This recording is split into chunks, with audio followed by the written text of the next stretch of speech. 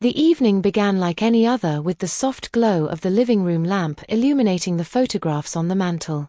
Each frame told a story, a frozen moment in time that now felt distant and foreign. My name is Eleanor, and if you'd asked me a week ago, I would have told you that my life, while imperfect, was steady. But now, the ground beneath me feels unstable, as though I'm standing on a precipice, unsure of what lies ahead. It all began with a knock at the door. I wasn't expecting anyone, and the rhythmic tapping sent a shiver through me.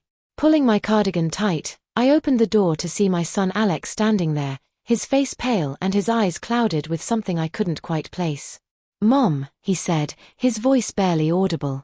Can I come in?" I stepped aside, concern rising in my chest. Alec wasn't the type to show vulnerability easily. At 25, he was independent, strong-willed, and fiercely protective of me. It had been just the two of us since his father Richard had walked out nearly a decade ago, leaving behind more questions than answers. We sat in the kitchen, the hum of the refrigerator the only sound between us. I poured us each a cup of tea, but Alec didn't touch his. Instead, he stared into the steaming liquid, his hands clenched around the mug. "What's wrong?" I finally asked, unable to bear the silence any longer. He looked up at me, his eyes filled with an emotion I couldn't name. "I've been thinking about Dad," he said. The mention of Richard's name was like a slap. I hadn't heard it spoken aloud in years, and it brought with it a flood of memories I'd worked hard to bury. "What about him?" I asked cautiously. Alec hesitated, then said, "Do you ever regret staying, Mom? Staying with him for as long as you did?" His question caught me off guard. Regret was a word I'd avoided for so long, afraid that acknowledging it would unravel everything I'd fought to hold together.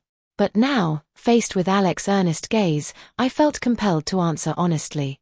"I don't regret giving you a family," I said slowly, "but I do regret the years I spent convincing myself that things would get better when they never did." Alec nodded, his expression pained. "I always thought it was my fault," he admitted, "that if I'd been a better son, maybe he would have stayed."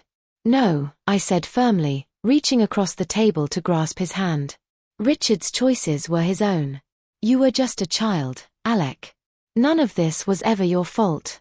We sat in silence for a while, the weight of the past settling around us like a heavy blanket. Finally, Alec broke the quiet. "I've been having dreams about him," he said, "about the day he left." My heart clenched. That day was etched in my memory like a scar: Richard's hurried departure, his refusal to meet my eyes, and the way Alec had clung to my leg, crying as his father walked out the door. "What do you dream about?" I asked softly. "It's not always the same," Alec replied. "Sometimes he's angry, sometimes he's just gone, but in every dream, I feel like I'm the one to blame." Tears pricked my eyes, but I blinked them away. "Alec," I said, my voice trembling, "you were never to blame. Your father made his choices, and they had nothing to do with you." That night, after Alec had gone to bed, I found myself unable to sleep. I paced the living room, the moonlight casting long shadows across the floor. My mind was racing, replaying our conversation over and over. For so long, I'd tried to shield Alec from the pain of Richard's abandonment, but now I realized that in doing so, I'd left him to carry that burden alone. The next morning, I resolved to talk to Alec again. I needed him to understand that he wasn't alone in his pain, that we could face it together. Over breakfast, I broached the subject cautiously. "Alec, I've been thinking about what you said last night," I began. He looked up from his plate, his expression guarded. "Yeah," he said. "I think it's time we stopped pretending that everything's okay. We need to talk about what happened, about how it's affected both of us." Alec hesitated, then nodded. "Okay," he said. "Where do we start?" We spent the day talking, really talking. We shared memories, some painful, some bittersweet. We cried and laughed, and for the first time in years, I felt a sense of release, as though a weight I hadn't even realized I was carrying had been lifted.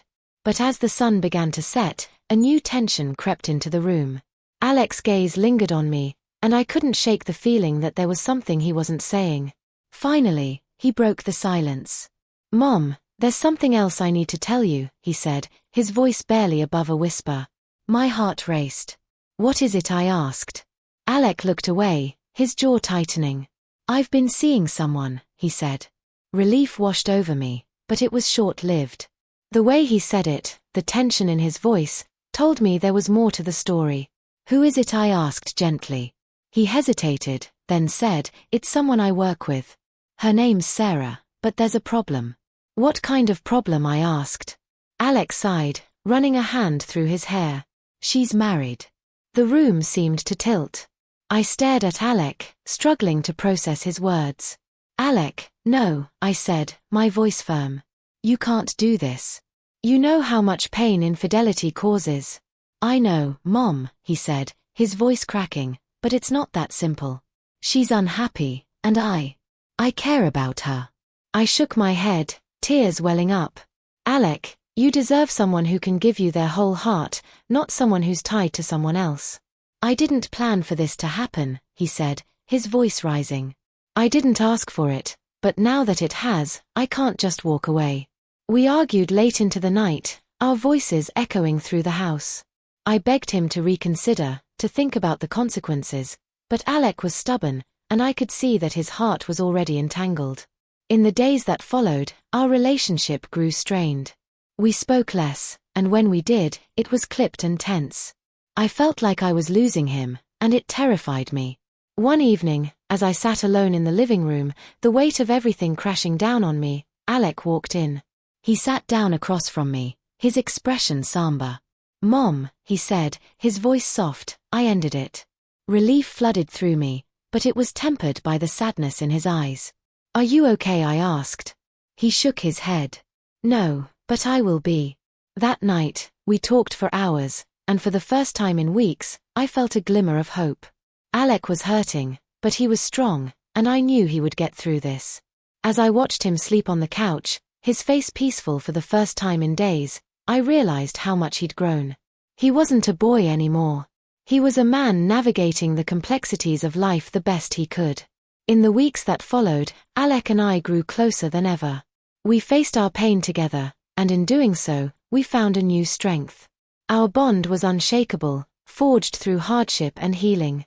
And while the scars of the past would always remain, they were a testament to our resilience.